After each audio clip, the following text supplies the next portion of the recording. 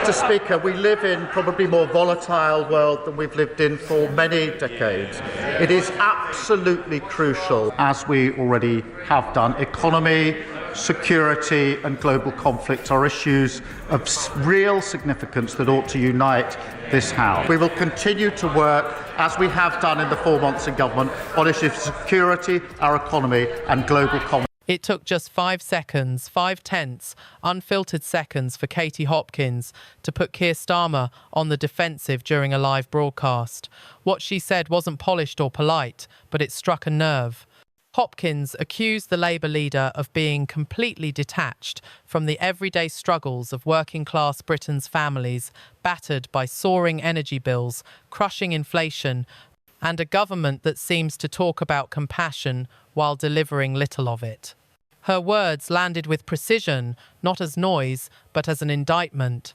She challenged Starmer's image as a man of the people, accusing him of betraying those he vowed to represent.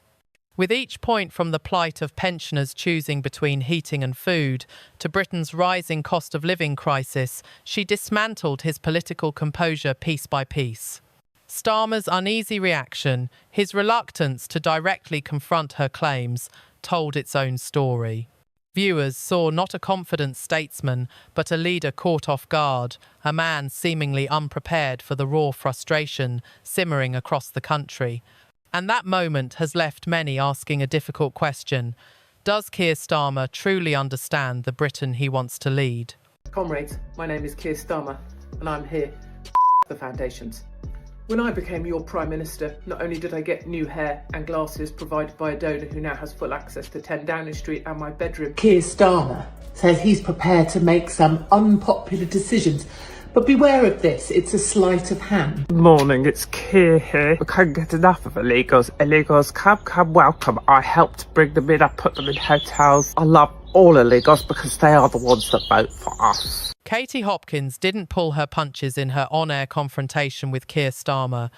Her accusation was blunt that the Labour leader has grown detached from the harsh, everyday struggles confronting working-class Britons. It's a serious charge, but does it hold weight? To answer that, we must measure political promises against the realities ordinary families face today. Despite repeated pledges to stand up for working people, the economic picture remains bleak. Inflation continues to squeeze household budgets, energy prices remain punishingly high, and wages have barely shifted. The result is a cost of living crisis, leaving thousands of families feeling deserted by the very institutions meant to protect them. Beyond economics lies a deeper unease one few in Westminster appear willing to confront. Across major cities, public confidence in safety and order has eroded. Reports of violent crime, lawlessness and stretched policing have contributed to a growing sense that the state is losing control of its streets.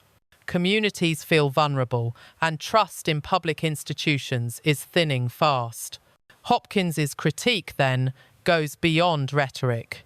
It taps into a widespread belief that those in power no longer grasp the realities of life beyond Westminster, a Britain where families juggle impossible bills, crime feels close to home, and promises of change sound increasingly hollow.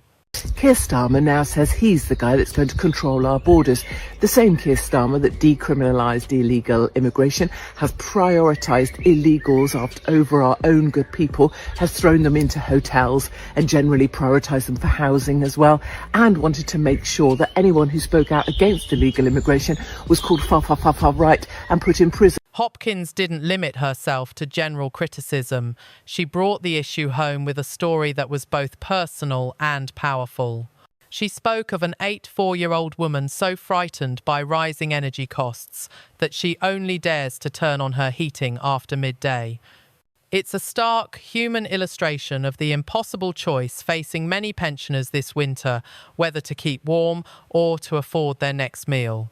Our energy prices of the whole summer, when you don't need your heating on, they put the price down. The minute it's freezing and we're about to go into properly Baltic, they shove the price up by 10%. And my question is, where are elderly people supposed to get an extra 150 quid?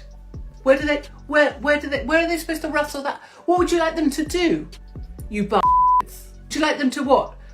Auction off a kidney maybe? I mean, what use is a 85-year-old kidney? It's probably knackered. It's had that much piss go through it over a whole lifetime. They can't sell one of them. What do you want them to sell? Their eyeballs, well, the half of them can't see because they're 95. But it isn't just pensioners feeling the squeeze.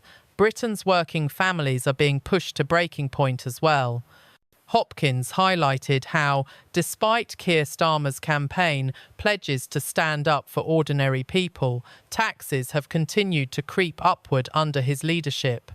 For households already crushed by soaring prices, it feels less like policy and more like betrayal, a government taking from those who can least afford to give. The public's frustration is now boiling over, and what happened next on air made that anger visible. When pressed by Hopkins, Starmer appeared visibly unsettled, hesitating, shifting, unable to offer a firm response. His discomfort spoke louder than his words. For many viewers, it reinforced a growing perception that when confronted with the raw reality of Britain's crisis, Starmer falters. In a recent address, he warned the nation that things will get worse before they get better. But for millions already struggling to pay bills or heat their homes, that doesn't sound like leadership, it sounds like surrender. It's a message that drains confidence rather than restoring it. As Hopkins continued her assault, her criticism cut deeper this time, targeting the moral core of Starmer's political project. She accused him of hypocrisy, of presiding over a system where well-connected insiders secure lucrative external roles, while working families shoulder ever higher taxes. For a man who campaigns on fairness, it's a damaging charge. Hopkins argued that this two-tier reality, one set of rules for the political class and another for everyone else, exposes a fundamental flaw in Labour's leadership. In her words, Starmer's supposed moral high ground collapses the moment his own circle profits, while ordinary Britons are told to tighten their belts. First up, Keir Starmer was going to make massive changes to the disability payment system, but in fact, oh no, he's going to do a complete U-turn, and it means that if you were getting payments, you'll still get them. If you were getting the payments with an uplift, you'll still get those. You can still claim in future. He's achieved absolutely nothing, but it turns out that his own MPs hate him nearly as much as the rest. While Starmer struggled to form a coherent response in the studio, a political storm was already gathering outside. A nationwide petition demanding a general election had just surpassed 2.5 million signatures, one of the fastest growing in modern British history. That number alone should send shockwaves through Labour's inner circle. But the deeper question is this: what does this surge of public anger really signal for the party's future? Hopkins' criticism wasn't confined to the cost of living crisis.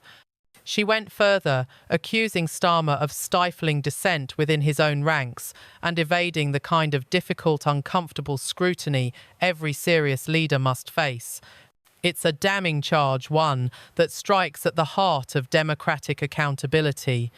Increasingly, critics inside and outside Labour are echoing the same concern, that Starmer's leadership has grown controlling, even authoritarian in tone. Instead of fostering open debate, he's been accused of prioritising message discipline, tightening his grip on the party, while silencing internal critics. Even within Labour's own base, cracks are beginning to show. Members are growing uneasy with his approach to immigration, housing, and other defining policy areas.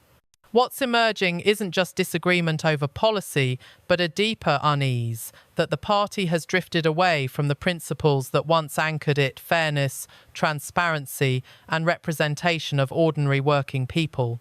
The media, too, has begun to turn. Prominent columnists and political analysts now question whether Starmer truly has the conviction to lead. They point to his vague promises, evasive rhetoric, and an almost clinical avoidance of political risk. In a country already weary of cautious career politicians, that image is proving hard to shake. Hopkins also levelled one of her sharpest attacks over Starmer's handling of Britain's post-Brexit sovereignty. She accused him of quietly conceding ground to Brussels from allowing French fishing vessels access to British waters without proper compensation, to policies she claimed undermine the livelihoods of British farmers. For many coastal and rural communities, those are not abstract concerns but existential ones. According to Hopkins, Starmer's decisions amount to a betrayal of Britain's sovereignty, a slow erosion of the very independence voters were promised. He's not defending Britain's interests, she argued. He's appeasing European elites at the expense of the people who feed and protect this country. It's a potent accusation, one that fuses populist outrage with a legitimate question about Labour's direction. In its pursuit of credibility abroad, has the party lost touch with the very people it seeks to represent at home?